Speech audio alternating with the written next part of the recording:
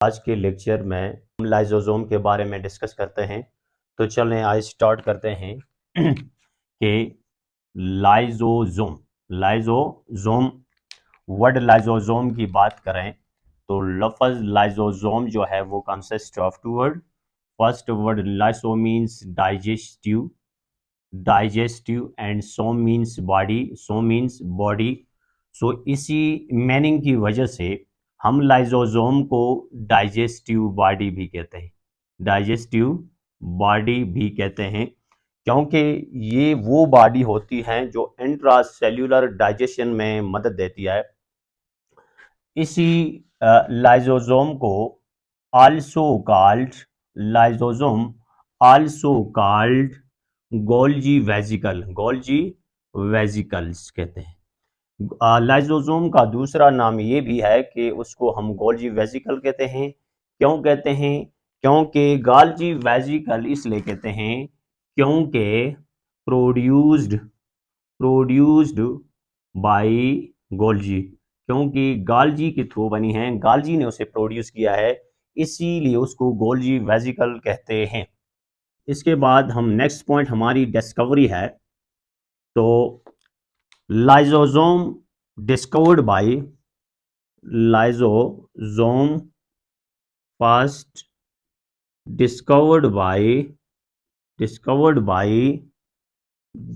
D डॉफ इन 1950।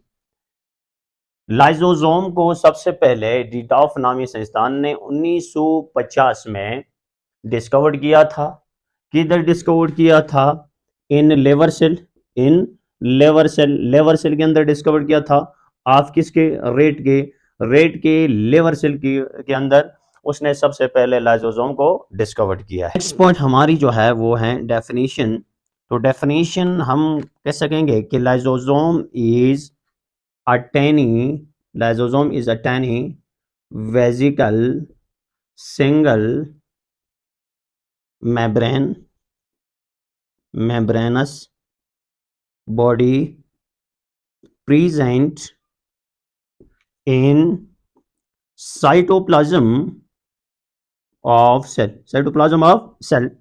तो जो lysosome है ये एक tiny minute vesicle like structure and single membranous body, वो बॉडी होती है जिसके इर्द गिर्द मेम्ब्रेन है लेकिन डबल नहीं है बल्कि सिंगल मेम्ब्रेन बाउंडेड ऑर्गेनली है, जो कि सेल के साइटोप्लाज्म में पाए जाते हैं।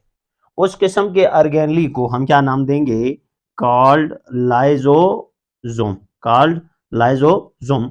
उसी किस्म की ऑर्गेनली को हम क्या नाम देंगे? लाइसोसोम जो है उसकी लोकेशन की बात करें, किसकी बात करें? लाइसोसोम की लोकेशन की बात करें तो lysosome present in cytoplasm. Lysosome present in cytoplasm of cell. जो लाइसोसोम है वो आपको कहां मिलेगा? वो आपके सेल के साइटोप्लाज्म के अंदर ही मिलेगा। के बाद हम अक्रेंस की बात करते हैं कि ये वाला जो लाइसोसोम है कहां अकर होता है, हमें कौन कौन से सेलों में मिलेगा। तो हम लिखते हैं कि lysosome present in eukaryotic cell. Lysosome आपको यूकैरियोटिक सेल में मिलेगा, लेकिन एक्सेप्शनल केसेस में, कुछ एक्सेप्शनल केस हैं, इनको याद रखिएगा। एक्सेप्शनल केस में कुछ फंजाई ऐसी हैं कि जिनके अंदर आपको लाइसोसोम नहीं मिलेगा। वो कौन सी हैं? कि यीस्ट जो है, दूसरा नीरोस्पोरा, ये दो वो फंजाई है जिनके अंदर एमसीक्यू के लिहाज से याद रखें कि आपको लाइसोसोम उनमें मौजूद नहीं होता। अगर हम प्रोटिस्टा की बात करते हैं तो प्रोटिस्टा में आपके पास यूग्लिना जो है उसके अंदर लाइसोसोम नहीं मिलेंगे आपको। इसी तरह अगर आप प्लांट की बात करें, प्लांट सेल की, तो प्लांट में आपको मेरिस्टेमेटिक सेल्स में आपको लाइसोसोम नहीं मिलेगा। इसी तरह अगर हम एनिमल की बात करें, किसकी बात करें? एनिमल में आपको आरबीसीज, मेमेलियंस आरबीसीज जो है, किसका आरबीसी जो है, मेमेलियन आरबीसी जो है उसमें आपको लाइसोसोम नहीं मिलेगा। ये उसकी शेप की बात करें तो शेप आपको जो है लाइसोसोम जो है वो एरिगुलर और सर्कुलर शेप के होते हैं। सर्कुलर शेप, जो लाइसोसोम का जो शेप है वो या तो आपको एरिगुलर फॉर्म में मिलेंगे या आपको सर्कुलर फॉर्म में मिलेंगे। इसी तरह अगर आप उसके साइज की बात करते हैं, अगर हम उसके साइज की बात करें तो राइबोसोम का जो साइज होता है वो अप्रोक्सीमेटली आपको 0.2 टू 0.5 माइक्रो 0.2 टू 0.5 माइक्रोमीटर तक का मिलेगा इन डायामीटर में। इसमें डायामीटर, अगर आप उसके लाइसोसोम के नंबर की बात करें कि लाइसोसोम के नंबर्स क्या हैं, तो लाइसोसोम के जो नंबर हैं वो क्या होता है, वेरिएबल इन नंबर में लाइसोसोम सारों में कांस्टेंट नहीं होते हैं बल्कि वेरिएबल होते हैं। दैट इज हम लिख सकते हैं कि मोर इन दो सेल्स वेयर एंट्रा सेल्यूलर डाइजेशन, अगर उन सेलों में ज्यादा होती है जहां इंट्रासेल्यूलर डाइजेशन होती है, दैट इज फॉर एग्जांपल, अगर हम एग्जांपल की बात करें तो आपको डब्ल्यूबीसीज जो है उसमें सबसे ज्यादा मिलेंगे, वाइट ब्लड सेल जो है। इसके साथ साथ आपको फेगोसाइट्स के अंदर आपको ज्यादा मिलेंगे। इसी तरह आपको ऑस्टियोक्लास्ट के अंदर सबसे ज्यादा नंबर में आपको लाइसोसोम मिलेंगे। लाइसोसोम की स्ट्रक्चर की अगर हम बात करें तो लाइसोसोम की स्ट्रक्चर आपको ये ये एक लाइसोसोम कंसिडर करते हैं, हम एक वेसिकल है लाइसोसोम कंसिडर करते हैं। लाइसोसोम की ये वाली जो लेयर है, मेम्ब्रेन है, इसको हम नाम देंगे लाइसोसोमल मेम्ब्रेन कहेंगे। ये लाइसोसोमल मेम्ब्रेन है। लाइसोसोमल जो मेम्ब्रेन होती है वो composed of glycoprotein plus glycolipid. इसकी कंपोजिशन क्या है कि ग्लाइकोप्रोटीन एंड ग्लाइकोलिपिड से मिलकर बनी हुई है, in which amount of carbohydrate is maximum, that is sialic acid मौजूद होता है। और ये वाली मेम्ब्रेन, इसके बाद इस मेम्ब्रेन के अंदर आपको एक फ्लूइड नजर ही आएगा, उस फ्लूइड को हम नाम देते हैं लाइसोसोमल मैट्रिक्स का नाम देते हैं। और ये लाइसोसोमल मैट्रिक्स जो है कंटेन अबाउट 50 डिफरेंट एंजाइम। याद रखना कि इस मैट्रिक्स के अंदर 50 different enzyme, approximately 50 different enzymes होती है। उन डिफरेंट एंजाइम को हम क्या नाम देते हैं, कॉल्ड हाइड्रोलाइटिक एंजाइम का नाम देते हैं। अब ये हाइड्रोलाइटिक एंजाइम क्या होती है कि यहां हाइड्रोलाइटिक एंजाइम हम डिफाइन करेंगे कि दोज एंजाइम्स, ये वो एंजाइम्स होती है that digest the proteins lipids, carbohydrates and nucleic acid. ये सारी चीजें क्या करती हैं, डाइजेस्ट करती है। और वो एग्जांपल में आपके पास कौन सी एंजाइम है, आपके पास न्यूक्लियस एंजाइम है, आपके पास ग्लाइकोसाइडिक एंजाइम है, आप लोग ग्लाइकोसाइडेज एंजाइम हैं, आप लोगों के पास फास्फेटेज हैं, और साथ साथ आप क्या हैं, सल्फेटेज हैं एक्सेट्रा। ये सारी जो एंजाइम होती है ये कहाँ मौजूद होती हैं, ये लाइसोसोमल मैट्रिक्स के अंदर। These enzymes work best at neutral pH, और वो न्यूट्रल पीएच कितना है, 7 है। तो 7 पीएच पे वो सही तौर पर क्या कर रही है, काम कर रही है। लेकिन अगर हम देखें तो लाइजोसोम के अंदर लाइजोसोमल जो पीएच है वो 4 से लेकर 4.5 इसका क्या होता है, पीएच होता है। तो इस पीएच पे अभी यहां बच्चे बहुत से क्वेश्चन कर रहे होंगे कि सर आपने कहा कि ये lipid, glycolipid, glycoprotein, lipid, protein, carbohydrate से मिलकर बनी हुई है, तो यहाँ ये चीजें भी लिपिड, कार्बोहाइड्रेट वगैरह को भी डाइजेस्ट करते हैं, तो क्या ये वाली जो एंजाइम है इस मेम्ब्रेन को डाइजेस्ट कर नहीं करती हैं? बिल्कुल इस चीज को, इस मेम्ब्रेन को वो डाइजेस्ट नहीं करती है। वजह क्या है कि एक तो पहले यहाँ जो पीएच वो न्यूट्रल पीएच पे काम कर रही है, यहाँ जो मीडियम है वो मीडियम आपको एसिडिक मिलेगा, एसिडिक मीडियम। तो एसिडिक मीडियम पे वो इनएक्टिव फॉर्म में होती हैं, बल्कि वो अच्छी तरह जो काम कर रहे होंगे वो क्या कहाँ कर रही हैं, 7 पीएच पे। एक बात, लेकिन आपने कहा सर ये मेम्ब्रेन, तो मेम्ब्रेन के अंदर क्या होती है, majority amount of carbohydrate, carbohydrate में एक स्पेशल टाइप ऑफ है जिसको सैलिक एसिड्स कहते हैं। ये इस सैलिक एसिड का काम क्या होता है कि ये इस मेम्ब्रेन को डाइजेस्ट करने नहीं देता है। यही जो सैलिक एसिड्स हैं जो इस हाइड्रोलाइटिक एंजाइम को इस मेम्ब्रेन डाइजेस्ट करने नहीं देता है, तो इसीलिए ये जो एंजाइम होती हैं ये इस मेम्ब्रेन को डाइजेस्ट इसी वजह से नहीं करती है। इसके बाद हम टाइप्स ऑफ लाइसोसोम पढ़ते हैं। टाइप्स ऑफ लाइसोसोम की बात करें तो हमारे पास जो है मेनली 4 टाइप्स ऑफ लाइसोसोम हमारे पास। लाइसोसोम जो है वो कितने मेनली टाइप्स के होते हैं, 4 टाइप के लाइसोसोम हैं। पहला लाइसोसोम हमारे पास जो है वो है primary primary lysosome, primary lysosome. दूसरा हमारे पास सेकेंडरी लाइसोसोम, सेकेंडरी लाइसोसोम है। और थर्ड हमारे पास जो है वो टर्शियरी लाइसोसोम है, टर्शियरी लाइसोसोम है। और फोर्थ लास्ट हमारे पास जो है वो है क्वाटरनरी लाइसोसोम। तो अभी देखें, सबसे पहले हमारे पास जो प्राइमरी लाइसोसोम है वो क्या होता है कि फर्स्ट लाइसोसोम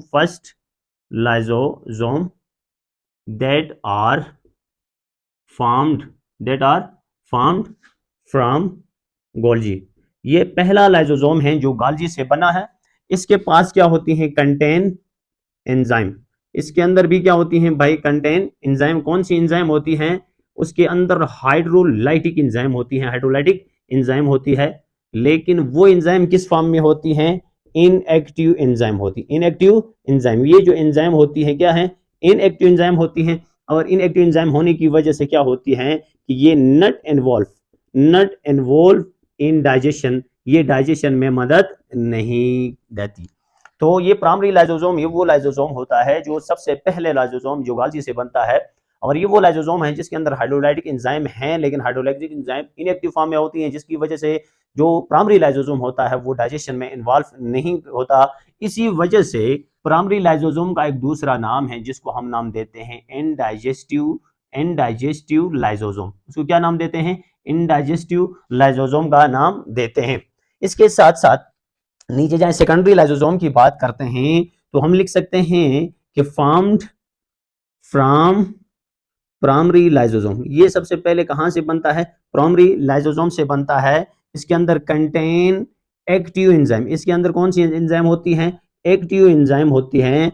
और क्या कर देता है, हेल्प इन डाइजेशन। ये वो लाइसोसोम होता है जो डाइजेशन में मदद देता है। क्यों देता है, क्योंकि इसके अंदर एक्टिव एंजाइम होती है। इसी वजह से जो सेकेंडरी लाइसोसोम है इसको हम नाम देते हैं डाइजेस्टिव लाइसोसोम नाम देंगे या डाइजेस्टिव वेक्यूल नाम देंगे। इसके साथ साथ आगे जाते हैं तो हमारे पास जो है टर्शरी वो लाइसोसोम होता है कि देयर इन विच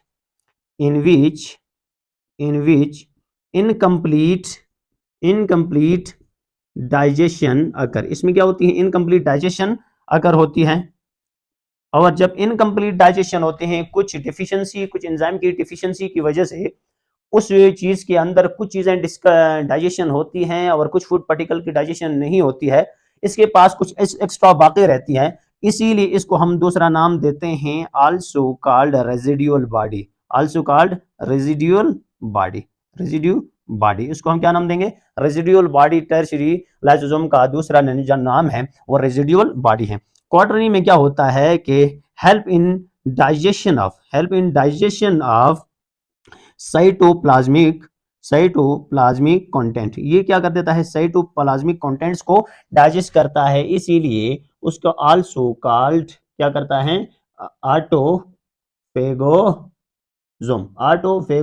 भी कहते हैं। और बाज औकात ये अपने भ्रष्ट हो जाता है, और भ्रष्ट होने की वजह से सेल के अंदर जितने भी कंटेंट्स होती हैं वो यानी पूरे सेल की डेथ हो जाती है उसकी वजह से, इसीलिए उसे क्या कहते हैं, आल्सो नोन ए सुसाइड बेग। उसको क्या नाम देते हैं भाई, सुसाइड बेग का नाम भी देते हैं। अगर हम डायग्रामेटिकली बात करते हैं तो हमारे पास ये एक चीज है और ये एक दूसरा फूड पार्टिकल्स हैं।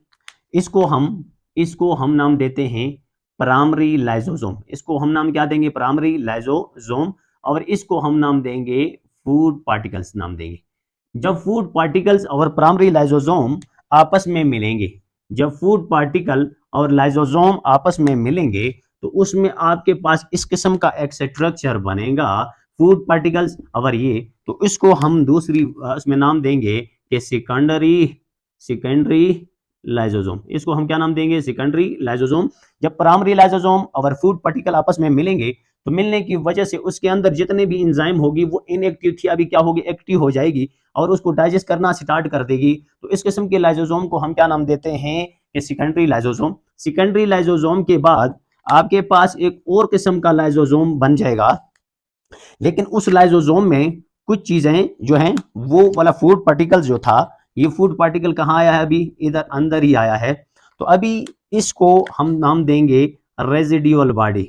रेजिड्यूअल बॉडी का नाम देंगे क्योंकि इसमें कुछ चीजें डाइजेस्ट हुई है, कुछ चीजें डाइजेस्ट हुई हैं, कुछ चीजें डाइजेस्ट नहीं हुई हैं, उसको रेजिड्यूअल बॉडी। और रेजिड्यूअल बॉडी के बाद जो आपके पास जो लाइसोसोम बनेगा उस लाइसोसोम को हम नाम देंगे, ये वो लाइसोसोम है जिसके अंदर रेजिड्यूअल बॉडीज हैं और टाइम के साथ साथ रेजिड्यूअल बॉडीज डाइजेस्ट होगी, जिसकी वजह से इनकम्प्लीट डाइजेस्ट होने की वजह से उसके अंदर different types of gas produce होंगे और एक टाइम इस तरह होता है कि वो बर्स्ट हो जाएगा। जब बर्स्ट होंगे तो उनसे सारी एंजाइम सेल के अंदर निकल जाएगी और निकलने के बाद क्या होगा, वो धमाके की शिकल कर लेगा। उसी वजह से उसको हम नाम देते हैं ऑटोफेगोसोम। तो जो हमारे पास रेजिड्यूअल बॉडी के बाद जो लाइसोसोम बन जाएगा, उस रेजिड्यूअल बॉडी के बाद जो लाइसोसोम बन जाएगा उसको हम नाम देते हैं ऑटोफेगोसोम कहते हैं। फंक्शंस की बात करते हैं। फंक्शन ऑफ लाइसोसोम की बात करें तो उसके जो फंक्शन है में भी हेटेरोफेजी। दूसरा उसका मेन फंक्शन क्या है, ऑटोफेजी। इसके साथ साथ ऑटोलाइसिस, ये भी सारे किसके फंक्शन हैं, इसी के फंक्शन हैं। आल्सो नोन है क्या है, डिस्ट्रॉय कार्सिनोजन। कार्सिनोजन को क्या करता है, साथ साथ हेल्प इन